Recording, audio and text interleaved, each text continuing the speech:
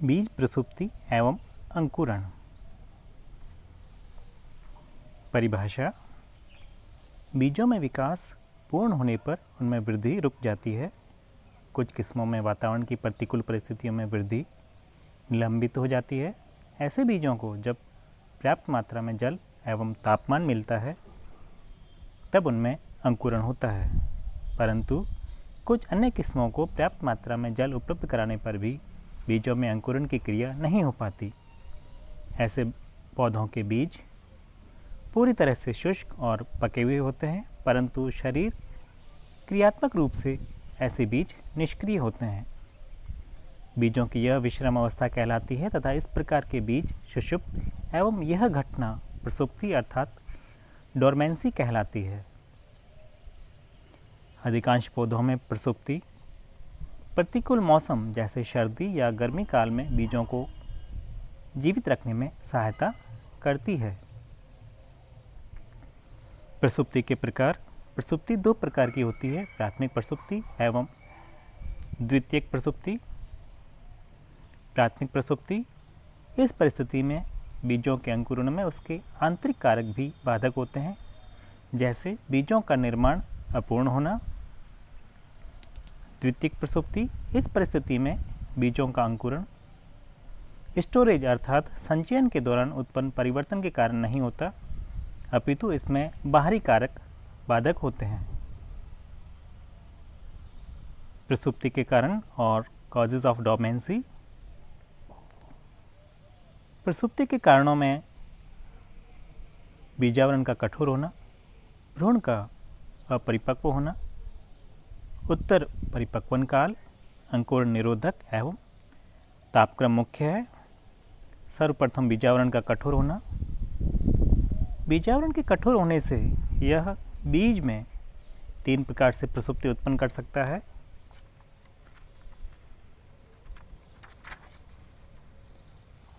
पहला, बीजावरण पानी के प्रति अपारगम्य अर्थात इम्परमिएबल होकर कई कुल जैसे कि लेग्यूमिनेसी के पौधों के बीजों का आवरण काफ़ी कठोर होता है। इस कारण इनमें जल प्रवेश नहीं कर पाता तथा बीज भी अंकुरित नहीं हो पाते। सेकंड, बीजावरण का ऑक्सीजन के प्रति अपारगम्य होकर पौधों की कुछ जातियों में बीजावरण ऑक्सीजन के प्रति पूर्ण रूप से अपारगम्य होते हैं। ऐसे बीज तब तक अंकुरित नहीं होते जब तक कि उनका प्रसुप्ति काल पूरा नहीं हो जाता। इस काल के दौरान बीजावरण की पारगम्यता धीरे धीरे बढ़ जाती है। जैसे ज़ैंथियम। ज़ैंथियम पौधे का बीज दो प्रकार से रोचक है। पहला तो इसका बीज जल के प्रति पारगम्य होता है लेकिन ऑक्सीजन के प्रति नहीं। दूसरी रोचक बात यह है कि ताप और नमी की सामान्य अवस्था में भी निचले बीज पहले अंकुरित होते हैं, जबकि ऊपरी बीज तभी अंकुरित होते हैं जब उन्हें या तो अधिक ऑक्सीजन के वातावरण में रखा जाए या उनका बीज चोल अर्थात बीजावरण हटा दिया जाए। ऐसा उनके बीज के ऊपरी आवरण में किसी निरोधक के उपस्थित होने के कारण होता है जो अधिक ऑक्सीजन तनाव से ऑक्सीकृत हो जाता है। तीसरा, बीजावरण का यांत्रिक रूप से प्रतिरोधी होने से। कुछ जंगली पौधों में बीजावरण के कठोर होने से भ्रूण को फैलने नहीं दे पाता। जैसे एमरेंथस रेट्रोफ्लेक्सस में बीज ऑक्सीजन और पानी के प्रति पारगम्य होते हैं, लेकिन कठोर बीजावरण फिर भी भ्रूण को पानी अवशोषित कर फैलने नहीं देता। यदि इसके बीजों को पहले सुखा दिया जाए तथा बीजों में पानी के द्वारा प्रसुप्ति को समाप्त किया जा सकता है। भ्रूण का अपरिपक्व होना। कई पौधों के बीजों में भ्रूण के अपरिपक्व होने से प्राथमिक प्रसुप्ति होती है। जब बीज पौधे से अलग होते हैं, ऐसे बीजों का अंकुरण से पूर्व अनुकूल वातावरणीय परिस्थितियों में स्टोरेज आवश्यक होता है। यह स्थिति ऑर्किडेसी, ओरोबैंकेसिकोल एवं फ्रैक्सिनस एवं रेननकुलस में भी पाई जाती है। ऐसे पौधों के बीजों में भ्रूण को परिपक्वता तक पहुंचने में कुछ दिनों से महीनों तक का समय भी लग सकता है। तीसरा, उत्तर परिपक्वन काल। कई पौधों में जैसे सेब, आड़ू, ट्यूलिप, पॉपुलर एवं चीड़ में पौधों के बीज अनुकूल वातावरण होने पर भी अंकुरित नहीं हो पाते। ऐसे बीज तभी अंकुरित होते हैं जब वे अपना रेस्टिंग पीरियड अर्थात विश्राम काल पूरा कर लेते हैं। यह काल उत्तर परिपक्वन काल कहलाता है। कुछ जातियों में यह क्रिया शुष्क संचयक काल के दौरान पूरी होती है, जबकि अन्य जातियों में यह क्रिया कम ताप व नमी की उपस्थिति में पूरी होती है। यह क्रिया स्ट्रेटिफिकेशन अर्थात स्तरण कहलाती है। चौथा, अंकुर निरोधक। कुछ पौधों के बीजों में ऐसे यौगिक उपस्थित रहते हैं जो अंकुरण के लिए निरोधक होते हैं।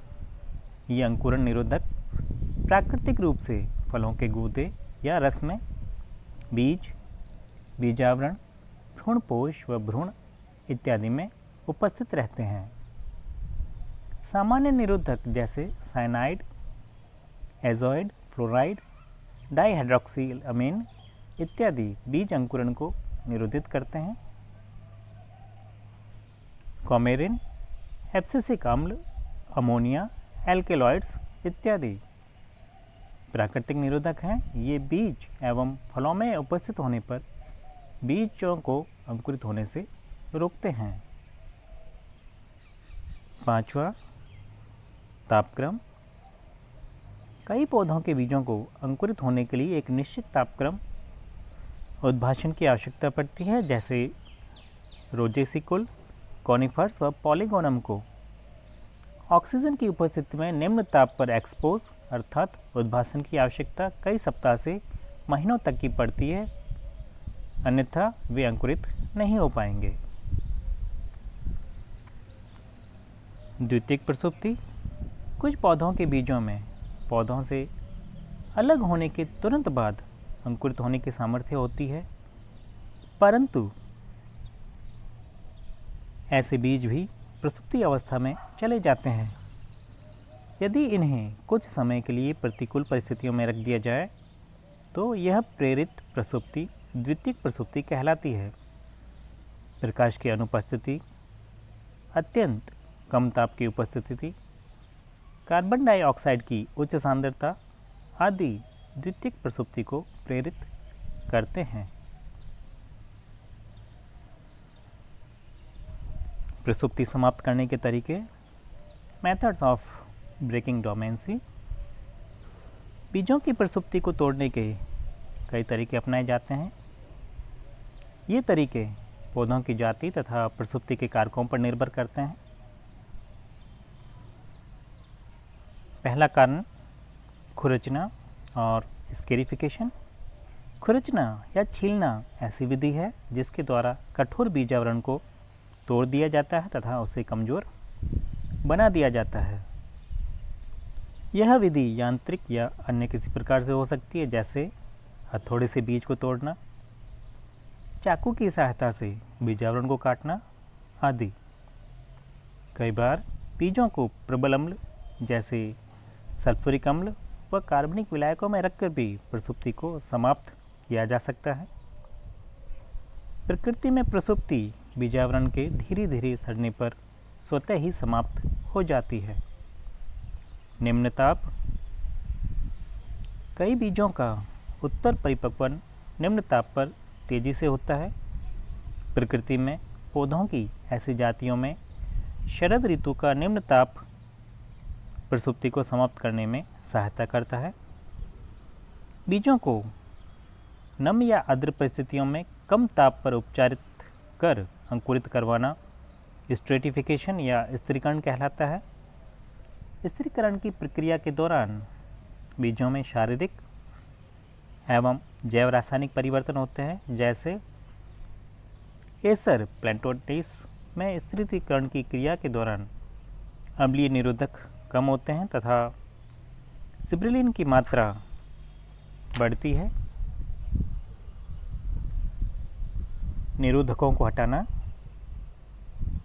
कई पौधों में बीजों के अंदर पाए जाने वाले रासायनिक निरोधक बीजांकुरण की प्रक्रिया में बाधक होते हैं। इन रासायनिक निरोधकों को हटाकर बीजों को अंकुरित करवाया जा सकता है। बार बार जल से धोकर प्राकृतिक निरोधकों को भी हटाया जा सकता है। कुछ बीजों में स्थिरीकरण द्वारा भी इन्हें हटाया जा सकता है, वृद्धि हार्मोन द्वारा।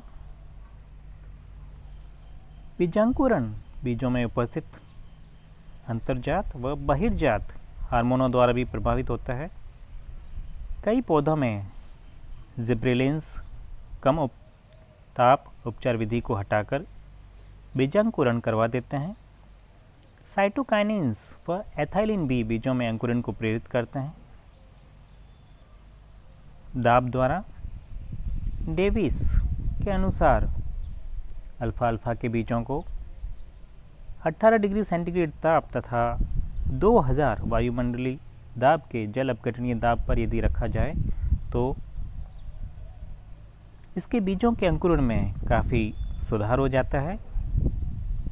दाब को 5 से 20 मिनट तक यदि लगातार दिया जाए तो अंकुरण की संभावना 50 से 200% तक बढ़ जाती है। इसका कारण यह है कि दाब लगाने से बीजावरण पानी के प्रति पारगम्य हो जाता है। धन्यवाद।